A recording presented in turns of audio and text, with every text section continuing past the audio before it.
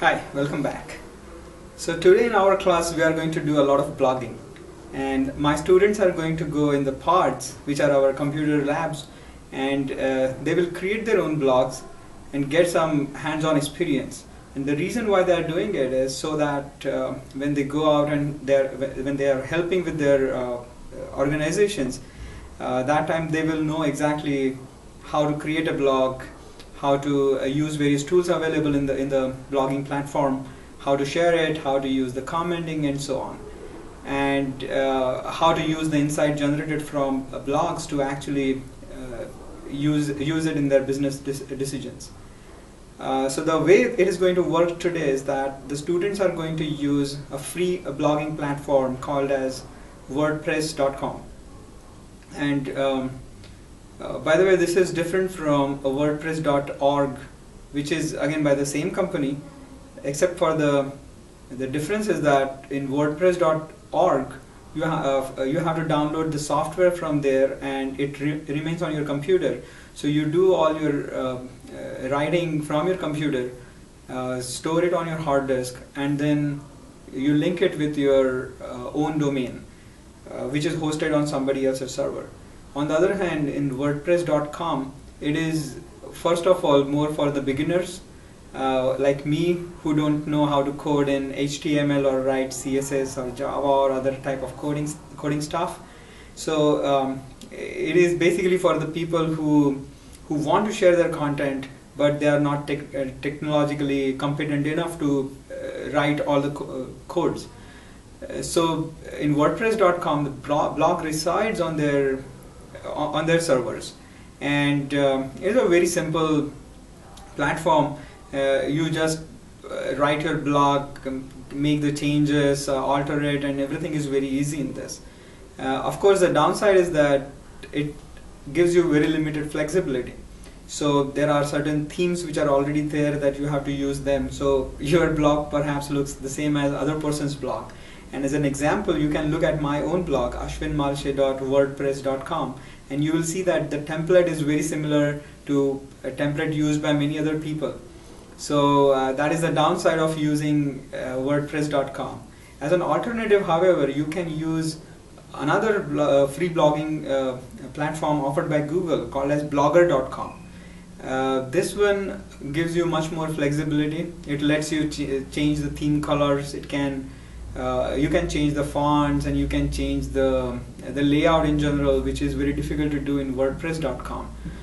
The downside perhaps is that blogger.com cannot import blogs from other platforms such as wordpress.com. So if you are already on WordPress, or if you want to use wordpress.org in future and so on, so I personally think wordpress.com would be a better option for my students. But the learning curve in these things is not very steep, so it is perhaps fine. The main idea here is to understand how one creates the blog, and then what do you do with it after that.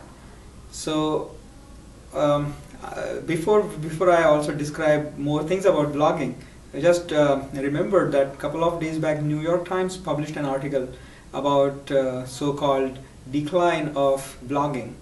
And the reason is that Facebook and Twitter are becoming more popular. More people are using these tools rather than using blogs, and that is the reason people are migrating from blogs to Facebook and Twitter. But what this article doesn't mention, and that's why it is misleading, is that most of the people who are migrating are the people who are using blogging to share their personal stuff, like photographs with their friends and families, or their experiences and day-to-day type of activities, which are purely targeted towards their close network. So it makes a lot of sense if they move to Facebook. On the other hand, people like me who are more serious at blogging, although we are amateurs, we are not professional bloggers, but we are interested in sharing our thoughts, our opinion, our knowledge, our interests with rest of the world, not necessarily only with the people in our immediate network. So it makes a lot of sense for us to use this wordpress.com as a blogging platform and move there, rather than taking everything to Facebook and share it with a very limited set of people who are perhaps not that interested in it. Secondly, a lot of companies are also using blogs, and an example that comes to my mind which has used it very effectively right now, they have been using it very effectively, is a startup from India called as Notion Inc. And this company is manufacturing tablet computers. They have recently released their tablet PC called as it is Android based system called as Atom. And what they have done is that they have a website, and they have their blog on WordPress.com called as notioninc.wordpress.com. Turns out that they have moved all their discussion on their blogs. So the CEO himself had been updating their customers or the potential customers or the fans about all the developments happening in the hardware as well as on the software platform. And people were discussing about these things all the while. If you check the recent blog post, which is I think perhaps 1 week old, it has about 100, as of yesterday, it had about 1,300 comments. So people are really taking a lot of interest and conversing with the company. And then I've seen this CEO taking into consideration many of these suggestions and including them in the product design. And accordingly, he changed several things, and they added certain features. They also created more updates. They asked people about the problems they faced while using the first batch of these computers. And it has been really interesting to watch this development. So it's a very good case study if anybody is interested in studying the power of blogging. So that is the reason I think, and I think that there was no way they could have done all these things by moving on Facebook. Facebook as of today is not a platform which is as strong, or it doesn't let you converse that easily. Of course, some of the people like Old Spice ad campaign, the social media ad campaign, of course played on YouTube as well as Facebook. So I'm not saying that it is not really powerful, but I'm saying as of today, blogging it generates more conversations as compared to, say, just moving on Facebook. Apart from these benefits that you can generate these conversations, there are some other things that companies can do. They can get some market research insights from these blogs. So if you are writing the blog and asking people to share their ideas there, from that they can get a very good idea about how people are perceiving their product or their idea. This is a sort of a focused group on the internet, but here the people are genuinely interested versus people in a traditional focus group who are paid to do this job, but they are probably never that keen on giving the feedback. So here there is a self-selection, and that is why you might be able to get very interesting ideas from these people, because they are involved and they are thinking about these products all the time.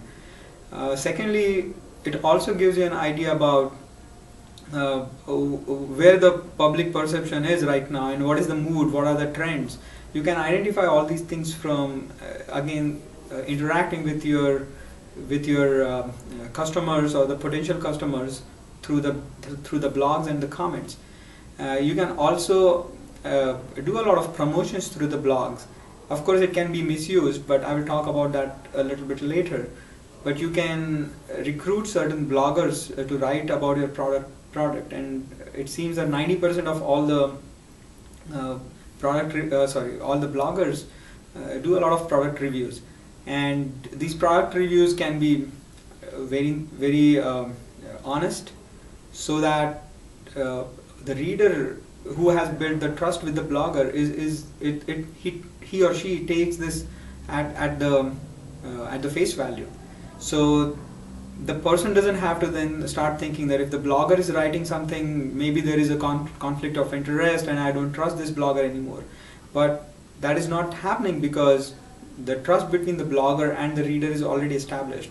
So the companies are making use of that. Of course, the downside is that it is possible that some of the bloggers will sell out, and there are companies which act as an intermediary between the advertisers and the bloggers, and you can check my recent blog post about it. And one of these companies, bloggerwave.com, has actually filed for an IPO. It is not a big company, it is a really tiny company. Their share is being traded right now on the over-the-counter markets, OTC markets, for I think 1 cent. But what I think is that they are looking at some potential growth in future, and that's why they are going for the IPO. So they list a lot of competitors, and that is also what I've listed on my on my blog. So there are a lot of companies which are into this business, so which might undermine the trust between the bloggers and the community. But it is up to the bloggers to decide whether they want to go that route or not. At the same time, if they are open enough about taking money and doing the review, I think that might be okay also.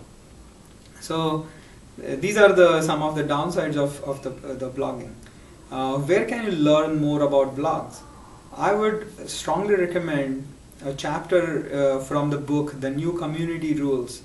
The chapter number 5 talks about blogs, and it gives a lot of interesting ideas about blogging. First of all, you have to make sure that when you are writing a blog, you have something to write about. So there has to be something interesting content that you want to share with your community. At the same time, you have to have at least somebody who can write in an interesting fashion. So if somebody is writing really boring, then the blog may not even take off. So these are some of the stylistic things which come into picture.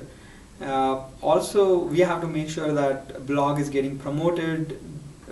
People are participating in the comments. Then as a blogger, you are participating too. You are making the entire content very rich by including external websites, links. You are also including videos, audio podcasts. So all these things make the blog very rich. And these are very important suggestions. If you are into serious blogging, all these things are really critical. So I will strongly recommend you read that book. The other book chapter which I will again recommend very strongly is from the book Groundswell. I think the new edition is coming out. Probably it is already out, but the old edition has chapter number 5, which talks about corporate blogs and the benefits and why they should, how companies should use them and so on. So both the book chapters are very helpful in giving you a fair idea about blogging as a potent social media marketing tool. Thank you.